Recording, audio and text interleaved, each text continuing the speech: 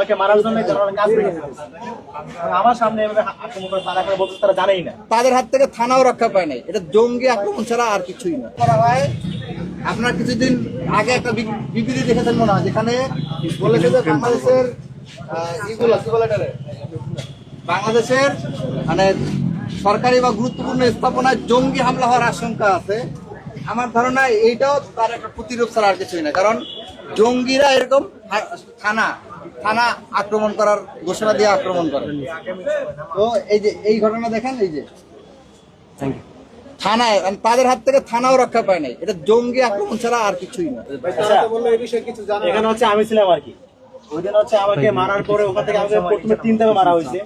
মারার পর যখন আমাকে এখানে নিয়ে আসা হয়েছে, আমরা এখানে বসেছিলাম, ওরা এতটা অ্যাগ্রেসিভ ছিল আমাকে মারার জন্য কাজ ভেঙে ফেলেছে।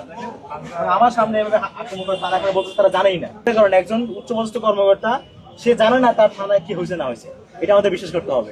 আমাদের এতটা দলীয় অন্তত বসে দিচ্ছে। আমি এখানে বসেছিলাম, উচিত ছিল কি জানেন, উচিত ছিল যে পুলিশ নিজে বাদী হয়ে মামলা করবে যে তার থানায় আক্রমণ করা হয়েছে, নিজে বাদী হয়ে মামলা করবে যে তার থানায় আক্রমণ করা হয়েছে এবং তার থানা ভাঙচুর চালানো হয়েছে এবং তাদের থানার অভ্যন্তরে সন্ত্রাস করে টেরোরিজম কায়েম করে 2 জন নির্বাচিত প্রতিনিধি এবং একাধিক নির্বাচিত হল সংসদের প্রতিনিধি ও শিক্ষার্থীদের উপর নির্লজ্জ এবং নৃশংস আক্রমণ করা হয়েছে। তাদের থানার অভ্যন্তরে ঢুকে এবং থানা ভাঙচুর করানো হয়েছে।